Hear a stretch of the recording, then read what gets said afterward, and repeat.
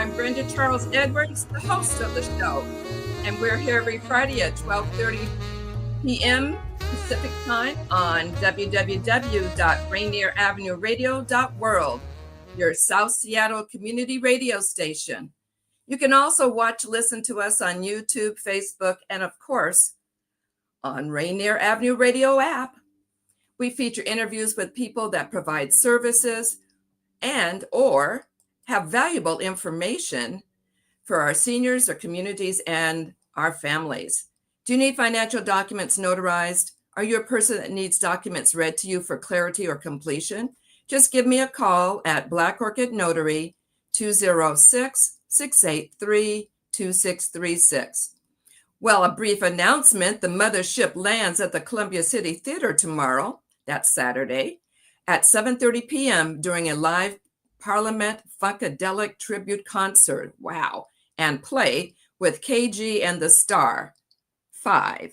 Tickets are available at columbiacitytheater.org. Well, my guest today is a special person to me. Her name is Christina Clem. She's the Associate State Director of Communications for AARP in Washington. She's compassionate. And she's also passionate about helping people stay informed and connected. Welcome to the show, Christina. Hi, Brenda. It's good to see you. How are you today? See you too, my dear. So I'm going to jump right into this because I know time will go fast before we know it.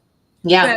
But what we're going to talk about, folks, is, and I'm stealing Christina's line, we're diving into an important topic this holiday season, caregiving.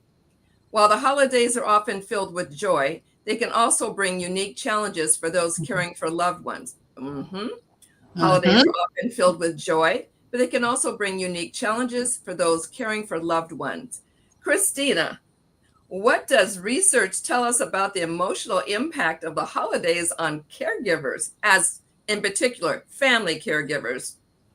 Absolutely. Well, we just had November is National Caregiving Month, which people who are caregiving don't know because they caregive every day. But it's a good time where AARP actually releases some new statistics. And so we actually did just release a survey that told us a little bit more about Washington state caregivers. So prepare yourself. We have in Washington 1.3 million unpaid family caregivers who care for, either folks with disabilities or older loved ones, just the gamut. And the reality is, and we know this with AARP, family caregivers are the backbone of our long-term care system. Absolutely. If we didn't have it, the care system would break. So, we have 1.3 million family caregivers in the state of Washington. We know that more than half of them also work. So they're trying to squish in an actual job while taking care of their family members. Right. And 32% of them are what we call the sandwich generation. So they're taking care of older loved ones, friends, and family while also raising kids under the age of 18. So we know for a fact there's a lot of them out there. They have a lot of competing priorities. And then you add in the stress of the holiday season, and that makes things even more challenging. And so we did do kind of a survey of caregivers for the holidays. And not surprising. I think no one's surprised. 7 in 10 say, yeah, holidays are stressful. There's a lot of things that get layered on top of my daily caregiving duties. 85% right. Yeah, Just preaching to the choir. Well, your mom is awesome. And 85% already do at least plan on making some kind of adjustment to what their holiday plans are. And their wants and needs are pretty simple. They would love to have someone to talk to, and then they would love to have someone just help them with some basic holiday tasks. And so that's kind of what I wanted to talk about a little bit today for people who are caregiving for people whose loved ones are caregiving for others, just some ideas and some tips to make it a little more joyful as, we enter into these 2 months of kind of crazy town time. Well, I'm so glad you're here to say that, because I am a family caregiver, an unpaid one, and Mm-hmm. Thanksgiving's coming up, and this is a tradition. I have to take mom shopping, right? Yeah. So Costco is usually 2.5 hours. Yesterday we went to what used to be cash and carry. That was an hour and a half. So that was pretty good. And what I'm continuously learning through this, you have to have patience. You have to realize that this is very important to that person that you're taking care of. Mm-hmm. And so you have to, my biggest thing is be patient. Okay. Yeah. Be patient and also give yourself some grace. True. As well. I mean, we have in AARP, we have a whole program called Caring for the Caregivers, because caregivers also often put themselves last. So, if you're taking your mom shopping, or if others, shopping is part of their holiday tasks, maybe it isn't part of all of the holiday tasks, right? Maybe like if you're shopping for kids or grandkids and they like to be part of that process, maybe it's only taking them shopping for that. Or my grandfather grew fruits and vegetables his entire life. So like maybe I would take Papa with me to help me pick out the vegetables that we were going to be prepping for the holidays. Or, if your loved one really enjoys wrapping presents, but like maybe has a hard times with kind of those fine motor skills, have them pick out what the wrapping paper is. Like you said with your mom, like you want to involve them and make sure that they're included, but also do it in ways that don't overwhelm them, because they can get easily overwhelmed, but then also gives you a little time that if you need to make that Costco run and there's 100 million people at the Costco, maybe you're not also having to worry about your mom. Right. And what I've learned too, I ask her to make a list. So then when we get to the store, I start at the non-perishable section and then work my way to the perishable. But before I get to the perishable, I said, now, do we have everything we need? Because we're going to go where food's going to perish and we can't come back.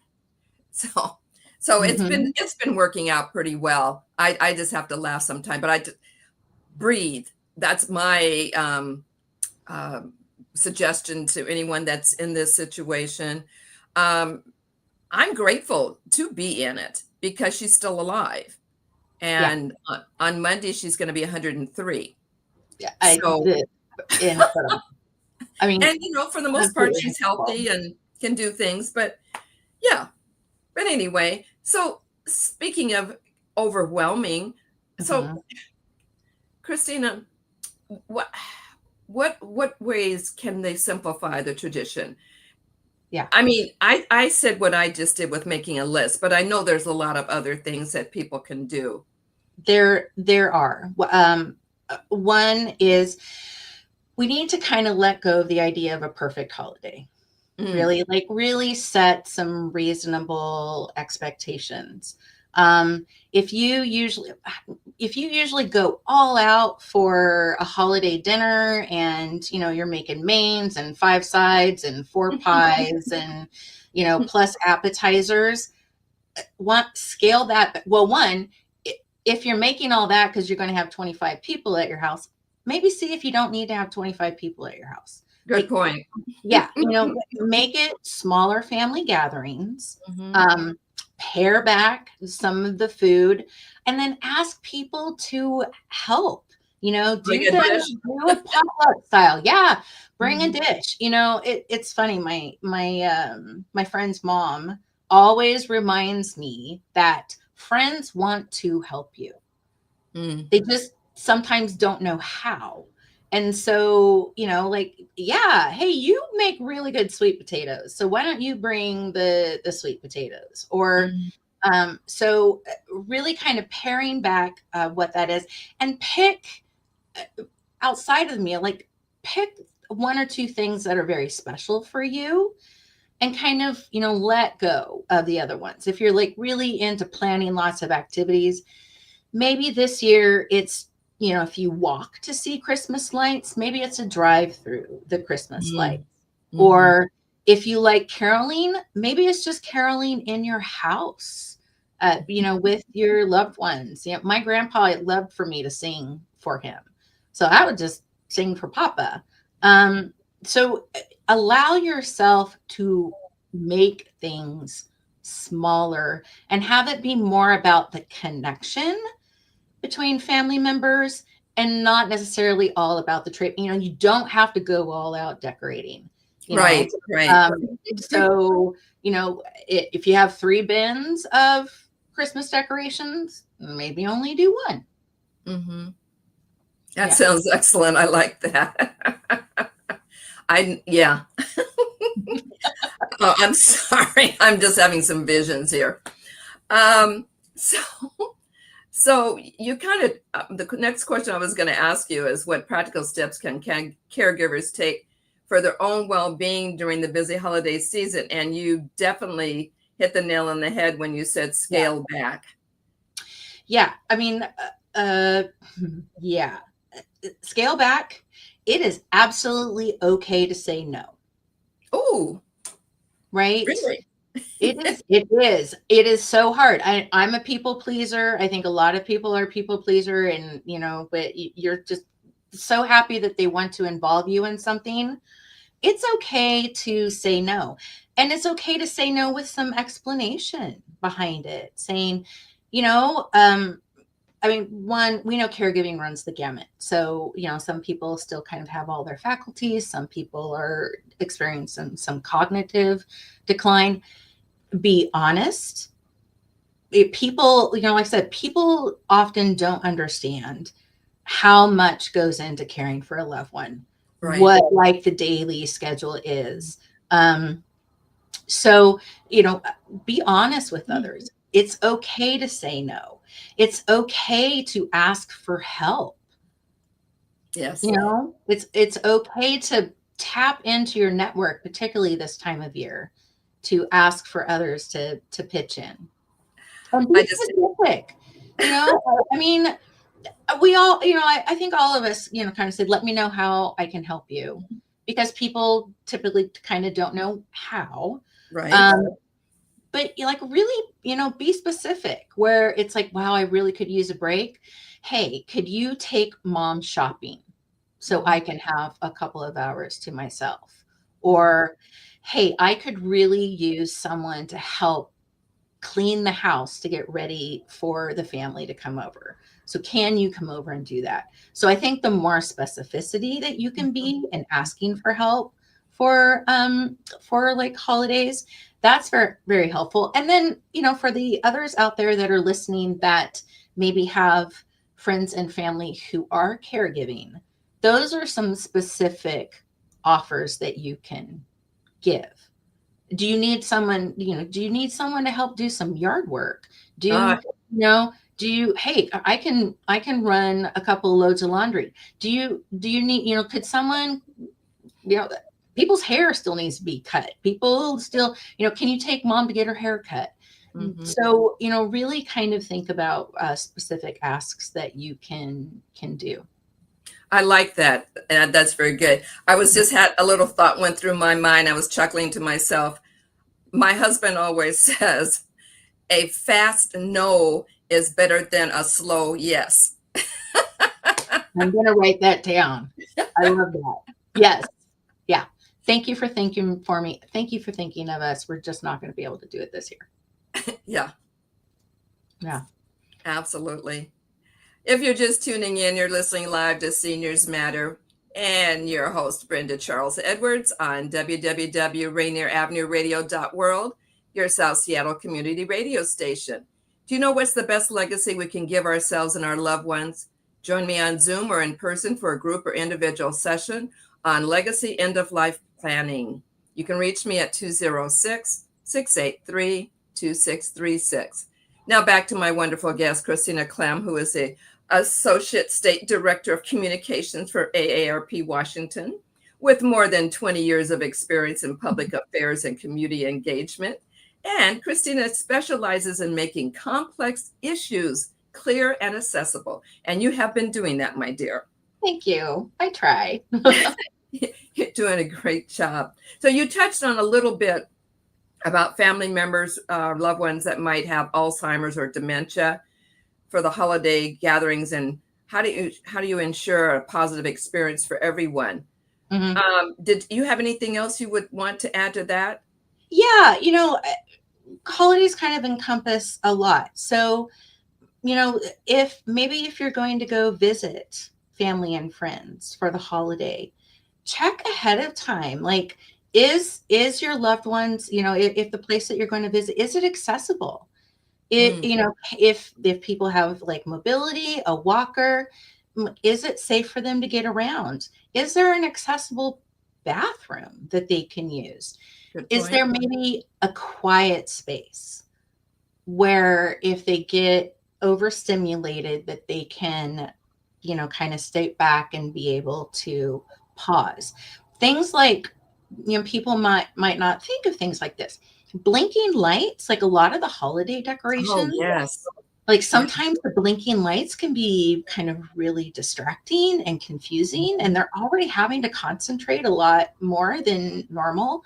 So, simple things. But we often put things out like, you think about Christmas decorations that look like candy, or they sometimes don't know it's not food.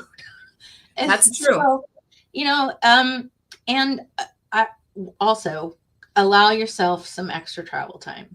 If you're traveling for the holidays, if you're like doing airports, check ahead of time, make sure that, they have wheelchairs that are available. If you need to sign up for something to get a little extra assistance, make sure that they have like food or snacks that they're going to be able to nosh on while they're traveling. Make sure to like pack things that are comforting for them. So, if there's like a soft blanket, or, sometimes like the senses kind of help. So scented hand lotion, or just little things that might kind of help you get through a long airport day. And that's really key what you're saying about the airport, especially now that a lot of flights were canceled. Yes. And now they're trying to reinstate, but you can reinstate the government, but you can't reinstate airline travel. I used to be a flight attendant, so I know how crazy it is. And I'm sure these folks in higher management are pulling their hair out trying to get things back on track. Yeah. So, but traveling, you're so right with traveling with someone that has any type of health issue as well. And then it's going to be worse with the holidays because everybody's trying to get out and they're pushing and they're shoving and they're not their best. Yeah, exactly. And so, really, they say get to SeaTac 2 hours ahead of time. Maybe it's 3. It'll be 3 for us. Yeah, maybe it's absolutely. 3. Oh, so now what resources or support networks are available for caregivers? Because you brought up something that I can relate to, and that's like my mom wanted to do yard work, and I can't help her do it. And so I was trying to figure out what would be a good organization for me to tap into to see if they could help her. Because I'll tell you something that just recently happened to a mutual friend of ours. And you've probably heard about it, but she was attacked recently outside of her home. And it was pretty brutal. And we went to see her the other day at the hospital. Well, and actually, she's out of the hospital now. She's in a care facility. But when my mom heard that, she goes, oh, well, maybe I shouldn't go out in the yard anymore. I said, Mother, we've been trying to tell you this. You need to have somebody with you, but more importantly, you need to be able to have somebody that can get it done, because Yeah. I can't. Yeah. And my Yeah. brother works. So, it's like, and he does a great job. He's a weekend guy. He's doing mowing the lawn and all this stuff. But there's some things that she wants to do because she's done it all her life. She had a garden. She finally let that go. Now it's the flowers, and she doesn't want to let that go. And I don't want to see her let it go, but Yeah. help. Yeah. Yeah. Well, there's a lot of grassroots stuff. There are pluses and minuses with social media, and I won't even get into that. But Right. there are a lot of Facebook groups, a lot of local Facebook groups. In my city, I'm out in Burien. We have there's some even buy nothing groups where people have asked for help, and folks will help. There are also resources, and groups out there where if you're needing some extra information, here, a little known secret is AARP actually has a caregiver helpline. Really? Woo-hoo. Yeah. We have a toll-free number that folks can call, and it's staffed by volunteers. And they can help, listen, give an ear to listen, and offer up some resources and connections. And I'm going to say it and then I'll repeat it. The AARP caregiver helpline is 877-333-5885. And then also with AARP Washington, we have compiled a guide of resources kind of available statewide throughout Washington state.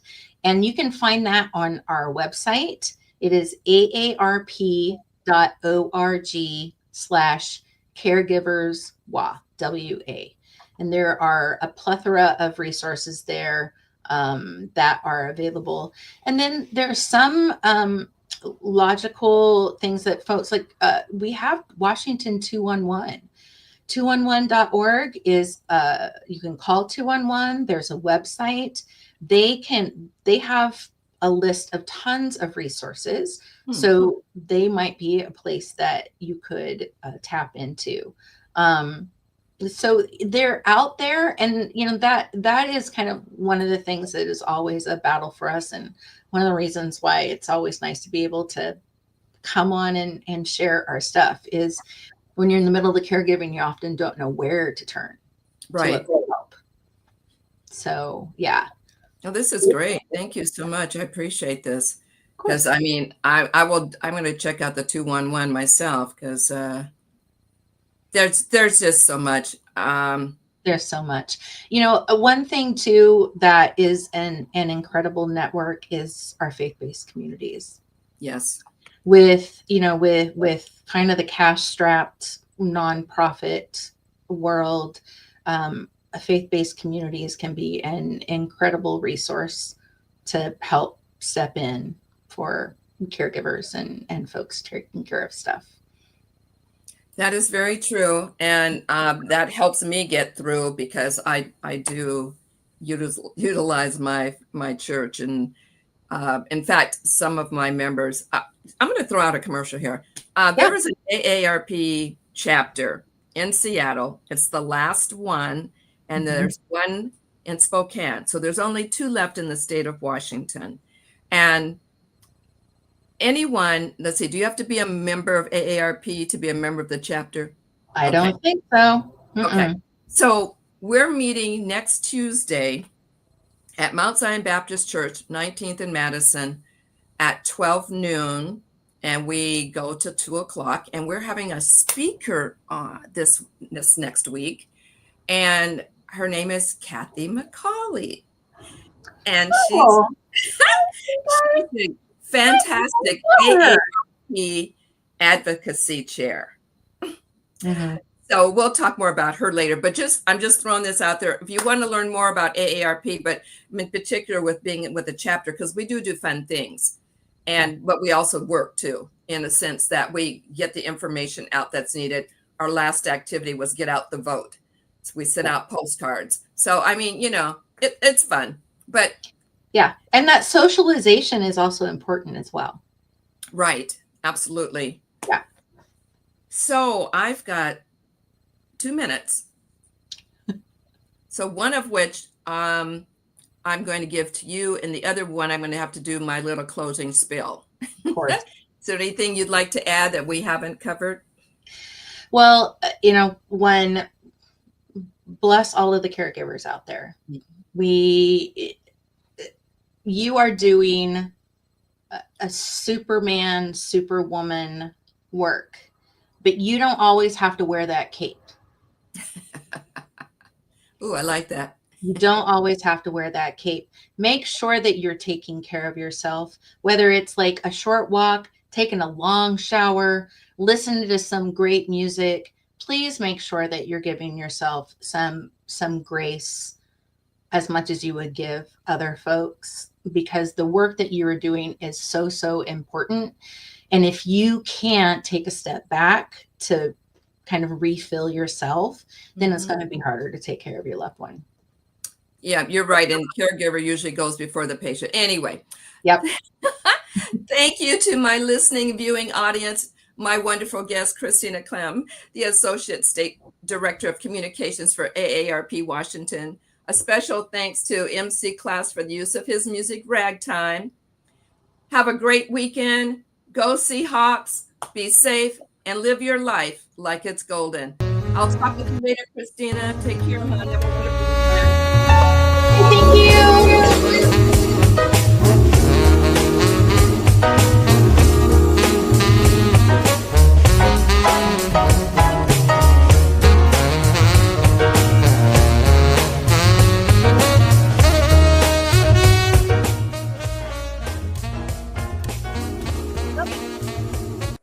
Radio.